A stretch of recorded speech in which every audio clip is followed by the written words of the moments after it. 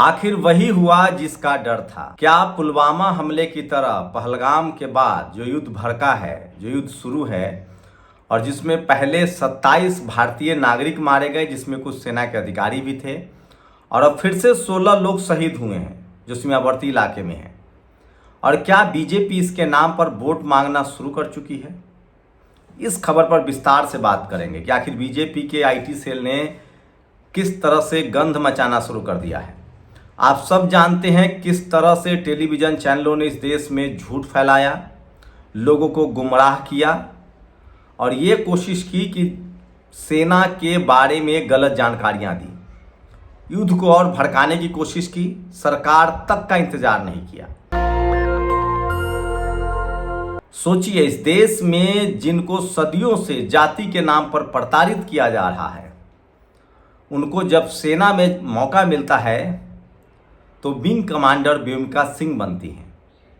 जिनको पिछले 10-11 साल से धर्म के नाम पर सताया जा रहा है, उस कम्युनिटी से किसी को मौका मिलता है तो वो कुरैशी बनती हैं।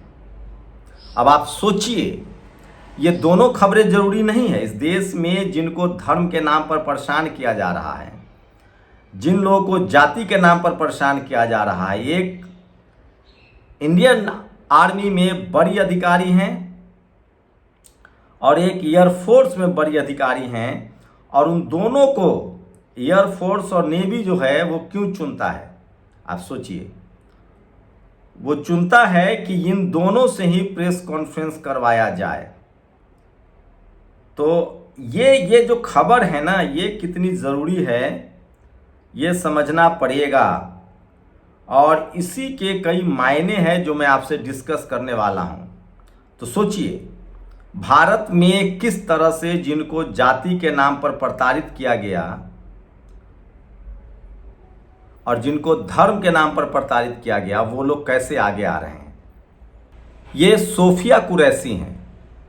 सोचिए, ये सोफिया कुरैशी हैं और पिछले 10 सालों से आपने देखा होगा कि किस तरह से इस देश में धर्म के नाम पर मुस्लिम समाज को परेशान किया गया। उसके बाद भी जब उस समाज को इस देश में मदद मिलती है और वो जब सेना में आती हैं, जब उनको बराबर का मौका मिलता है, तो सोफिया कुरैशी बनती हैं। और यह है विंग कमांडर व्योमिका सिंह। इस देश में पिछले 1000 साल से शोषित वंचित जिनको कर दिया गया, जिनके पास ज़मीनें नहीं हैं, जिनको स्कूल नहीं जाने दिया गया था मनुस्मृति के हिसाब से, और जब उनको मौका मिलता है तो वो विंग कमांडर व्योमिका सिंह बनती हैं। और इंडियन आर्मी सोफिया कुरैशी को चुनता है और इंडियन एयरफोर्स व्योमिका सिंह को चुनता है, और वो देश को रिप्रेजेंट करती हैं। आज पूरे देश में इन दोनों बेटियों को लेकर चर्चा है और पूरा देश इन पर फख्र कर रहा है। और इसीलिए सुमित चौहान ने लिखा है कि अगर आज मनुस्मृति का लेखक होता तो वो सर पीट रहा होता। इन दो बेटियों ने किस तरह से इस देश को फख्र करने के लिए सिर ऊंचा करने का मौका दिया, आप इसकी कल्पना नहीं कर सकते हैं। सवाल तो ये भी है कि क्यों चुना इंडियन आर्मी ने सोफिया कुरैशी को और एयरफोर्स ने व्योमिका सिंह को ही क्यों चुना? क्या इन दोनों में बड़ा मैसेज है? खैर, जो भी हो, लेकिन ये तो तय है कि ये देश तब तक कमज़ोर नहीं होगा जब तक इस देश में भाईचारा है। जो मुट्ठी भर लोग हैं जो सांप्रदायिक हिंसा फैला रहे हैं, जो मुट्ठी भर लोग हैं जो जातीय हिंसा फैला रहे हैं, वो जब तक रहेंगे इस देश में, ये देश मजबूत नहीं होगा।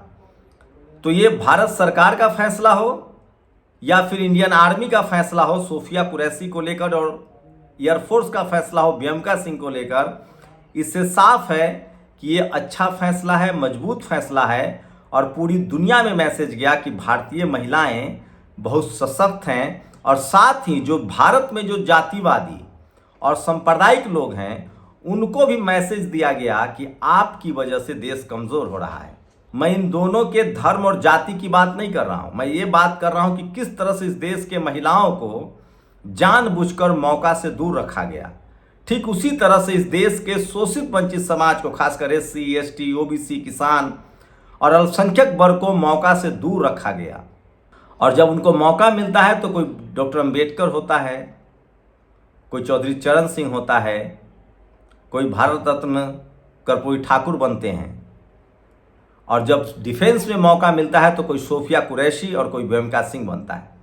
लेकिन सोचिए, बीजेपी पर लोग सवाल उठा रहे हैं, बीजेपी पर सवाल खड़ा हो रहा है।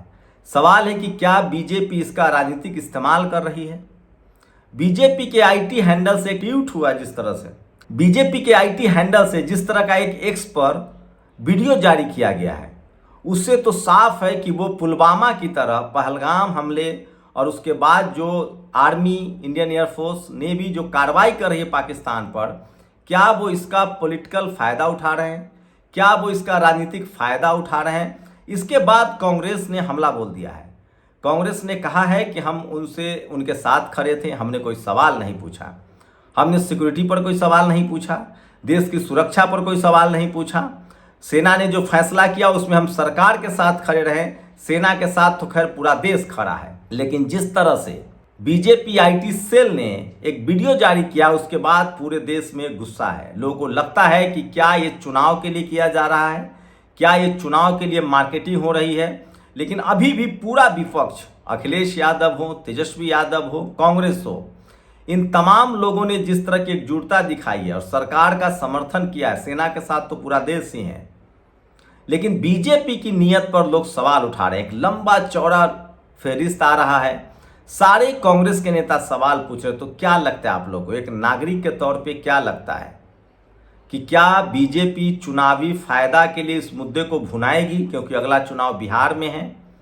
क्या ये जो भारत सरकार की तरफ से जो इनिशिएटिव लिया जा रहा है, क्या इसका सारा क्रेडिट बीजेपी ले जाएगी? क्या सेना जो अदम्य साहस और शक्ति दिखा रही है, क्या इसका क्रेडिट भी बीजेपी लेगी?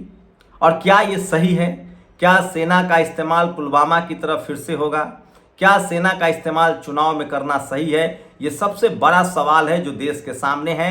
अब इसको देश को तय करना है। सोशल मीडिया पर ट्रेंड देखें तो लोग बीजेपी को घेरने लगे हैं, बीजेपी आईटी सेल पर सवाल उठा रहे हैं और वो कह रहे हैं कि क्या ये सारी कुछ इसीलिए किया गया। वही खबर ये भी है कि पंजाब, हरियाणा, जम्मू कश्मीर में जो हिंदी पट्टी के लोग हैं वो अब ट्रेन पकड़कर घरों की तरफ लौट रहे हैं। मनदीप पुनिया ने ट्वीट किया है कि हिंदी चैनल जिस तरह से युद्ध युद्ध चिल्ला रहे हैं, हिंदी पट्टी के जो लोग हैं, जो हरियाणा में हैं, पंजाब में हैं, जम्मू कश्मीर में हैं, वो घरों की तरफ लौट रहे हैं। कई सीमावर्ती जो राज्य हैं वहाँ रेड अलर्ट है, सड़कें सुनसान हैं, अलर्ट पर रखा गया है। लगातार पाकिस्तान की तरफ से ड्रोन फट रहे हैं। उसके बाद लगातार सीमावर्ती इलाकों में पाकिस्तानी रेंजर्स की तरफ से फायरिंग की जा रही है। 16 लोग अब तक उसमें शहीद हो चुके हैं। तो तनाव है, लेकिन जिस तरह से टीवी अखबार ने झूठ फैलाया है, अफवाह फैलाया है, जिस तरह से वो सायरन का इस्तेमाल कर रहे हैं, इससे साफ है कि हिंदी मीडिया और भारत की जो मनुवादी मीडिया है वो पूरी तरह से मिसगाइडेड है, झूठे हैं। ये लोग देश को उन्माद में धकेल रहे हैं। ये लोग लगातार सरकार के पक्ष में रिपोर्टिंग कर रहे हैं। न इनको सेना से मतलब है, न इनको भारत की जनता से मतलब है। जिस तरह से इन लोगों ने लॉकडाउन में, कोरोना में, उसके बाद नोटबंदी में सरकार का पक्ष लिया था, वो कहीं ना कहीं बहुत ही खतरनाक और घिनौना था। तो भारत की मीडिया की विश्वसनीयता पूरी तरह से खत्म हो चुकी है। इसी बीच देश में जातीय हिंसा लगातार जारी है और तमाम जातिवादी, मनुवादी सोच के लोग कैंपेन चला रहे हैं कि भीम आर्मी को बॉर्डर पर भेजा जाए। उसके बाद बहुजन समाज के लोगों ने भी जवाब देना शुरू कर दिया कि करनी सेना हो या आरएसएस हो, ये कब सीमा पर जाएंगे। तो दोनों तरफ से अटैक हो रहा है। लेकिन सबसे बड़ा सवाल है, क्या इस देश की मीडिया, एक सर्वे आया है, इंडियन एक्सप्रेस ने छापा है, 90% सवर्ण समाज के लोग वहाँ मीडिया हाउस चला रहे हैं, पत्रकार हैं, रिपोर्टर हैं। तो क्या ये लोग झूठ के पुलिंदा हैं? और सोचिए, जब सेना को लेकर ये झूठ फैला रहे हैं तो तमाम बहुजन दलों को लेकर इनके मन में क्या होगा। तो सोफिया कुरैशी हो या व्यंका सिंह हो, इसे साफ है कि इस देश के हर नागरिक को जब बराबर का मौका मिलेगा, अगर धर्म के नाम पर मुसलमानों से भेदभाव नहीं होगा तो आपको लाखों सोफिया कुरैशी मिलेंगी। अगर जाति के नाम पर दलित, पिछड़े, आदिवासी, किसान, अल्पसंख्यकों से अगर भेदभाव नहीं होगा तो वहाँ हजारों की संख्या में व्यंका सिंह मिलेंगी। और भारत की मीडिया पूरी तरह से झूठ पर, फरेब पर आधारित है और इसलिए इस देश के हर लोगों को सचेत और सावधान रहना चाहिए। और इस देश को कमजोर करने में सबसे बड़ा हाथ उनका है जो जातिवादी हैं, मनुवादी हैं और जो सांप्रदायिक हैं। आप लोग अपनी प्रतिक्रिया जरूर दीजिए। शुक्रिया। दस्तक की आपसे गुजारिश है कि अगर इसको बचाना चाहते हैं तो नेशनल दस्तक को सब्सक्राइब करने के लिए रेड कलर के सब्सक्राइब बटन को दबाएं, फिर बेल आइकन की घंटी दबाएं। नेशनल दस्तक को बचाने के लिए बहुत जरूरी है कि हर खबर को शेयर करें, लाइक करें, कमेंट जरूर करें।